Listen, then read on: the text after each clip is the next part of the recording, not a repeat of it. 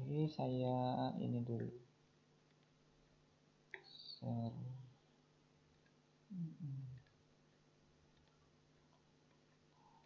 Nah, ini dia pertemuan minggu kemarin. Muncul nggak?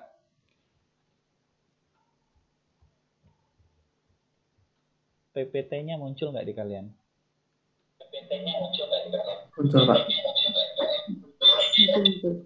Oke, sudah.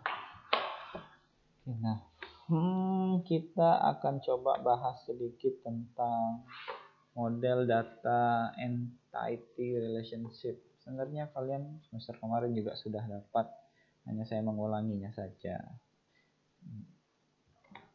Nah, entity relationship. Nah, entity relationship itu kalau secara harfiahnya bisa kita baca di sini ya, yaitu model data yang pembuatannya didasarkan pada anggapan bahwa dunia nyata terdiri dari kumpulan objek dasar yang disebut entity dan relation.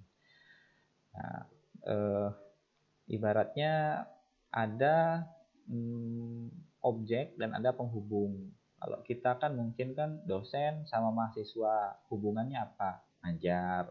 Dosen sama mahasiswa hubungannya apa? Bimbingan. Kurang lebih seperti itu. Nah, simbol-simbol diagram IR itu ada beberapa nih. Kalau di sini kan kita sebenarnya bisa baca, cuman kita mungkin akan buat sendiri ya. Ini bisa nggak dikecilin? Oh, bisa. Ini ke kanan. Nah, oke. Muncul nggak dua-duanya? Papan tulis sama ininya, slide-nya. Muncul, Pak. Muncul, oke. Muncul, Pak. Pertama dia bilang itu ada apa sih namanya? Ada kotak menyatakan suatu kelompok atau entity. Nah, kotaknya kotak biasa, dia tuh digambarkan seperti ini. Kotak-kotak ini bentuk nyata objek ya, atau atau bisa kita bilang ini adalah entity. Fungsinya apa? Dia itu merepresentasikan atau menggambarkan ini objek nyata. Contoh misalkan ya, dalam kasus kita di kampus ini objeknya ada banyak kan. Ada dosen, ada mahasiswa, terus ada apa lagi? Ada karyawan, ada mata kuliah, gitu. Entity. Terus belah ketupat yang menyatakan relasi antara kelompok entity. Nah, kita gambar dulu. Di sini nggak ada ini ya, format shape ya di sini kayaknya. Oh, jadi harus gambar manual. Terus ada gambar belah ketupat. Nah, belah ketupat ini disebut sebagai relasi.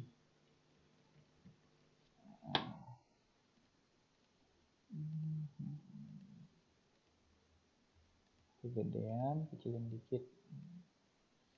Nah, relasi ini dia itu merepresentasikan hubungan antara entity ini. Jadi misalkan kita ambil contoh kayak gini. Apa sih? Karena kita kasusnya mahasiswa dan dosen, berarti kita ambil contoh ini. Ini ada entity dosen misalkan. Satu lagi kurang gede ya. Satu lagi ada entity misalkan ini mahasiswa mahasiswa.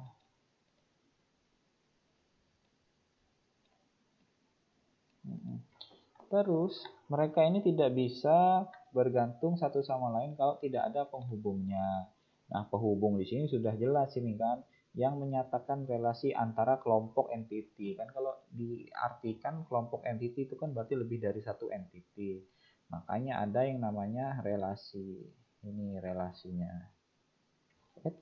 Kurang bagus. Nah, ini tarik garis ke sini.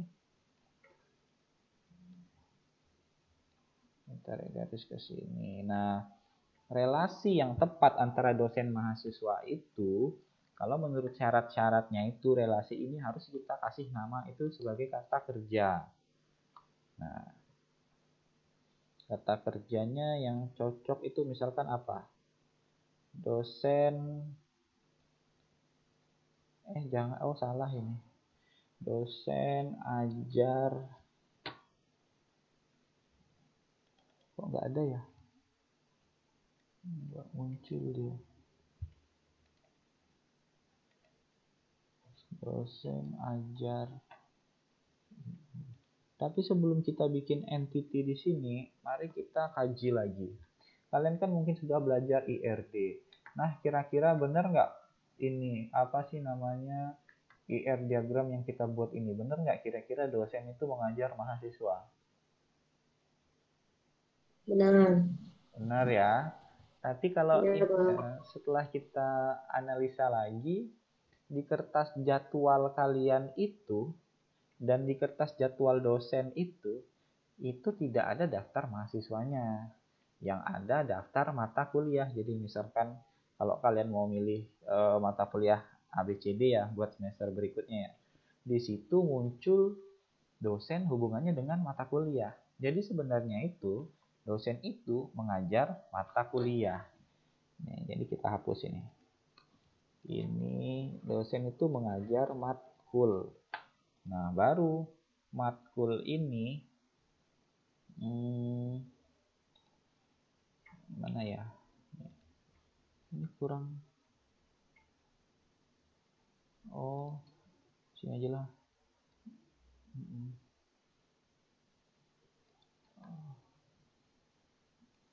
Set, set. Ini garis, ini baru mahasiswa. Nah, kalau misalkan kita lihat di kelas-kelas, memang benar dosen ini mengajar mahasiswa. Tapi apakah benar seluruh mahasiswa itu diajar oleh dosen? Kan enggak.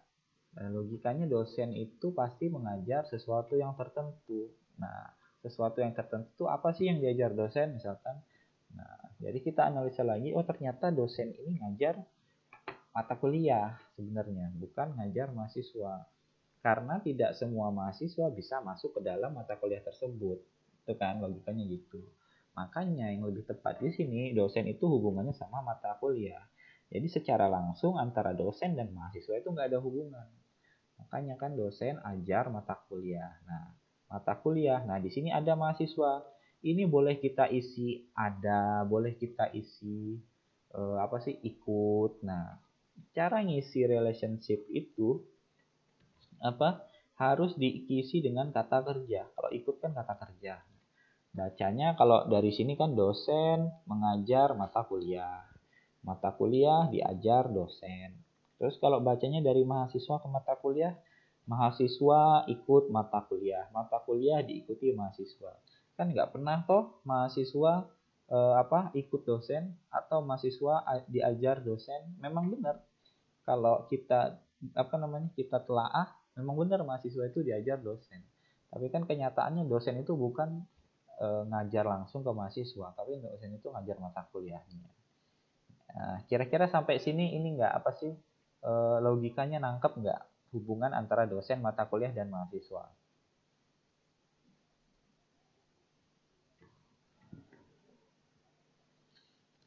Bisa ngikutin nggak sampai sini? Maksudnya dapet nggak sih apa namanya logikanya? Kenapa dosen itu hubungannya sama mata kuliah bukan sama mahasiswa?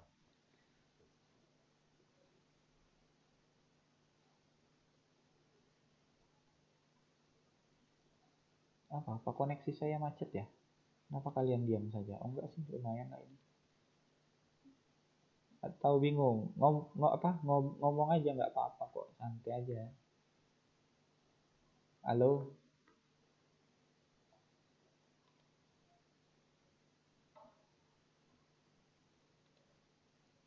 Aman kok koneksinya.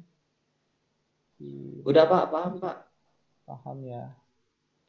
Ya, dari semester 1 ada Pak. Oh, mantap lah kalau gitu. Nah, terus ada lagi di sini kan elips menyatakan atribut. Nah kan, kalau misalkan di sini ya, dosen itu atributnya apa sih? Misalnya ada NIDN ya, bintang NIDN. Sebenarnya kita ngulangi saja ini, tapi nggak apa-apa lah. Misalkan atribut NIDN. Untuk di beberapa kasus yang lama, misalkan zaman dulu itu, atribut itu dibuat seperti elips gini, lingkaran sini. Padahal itu nggak ini ya, maksudnya nggak terupdate. Dari beberapa buku yang baru-baru itu kita nggak pakai lagi yang elips ini, cukup dituliskan di bawahnya seperti ini. Itu NIDN misalkan, nama, alamat, dan lain-lain lah ya. Nah, coba kita buka slide berikutnya. Tuh, di slide sini kan atributnya masih dikasih elips-elips ini, sedangkan itu nggak perlu lagi. Cukup saja tulis kayak gini sudah tahu.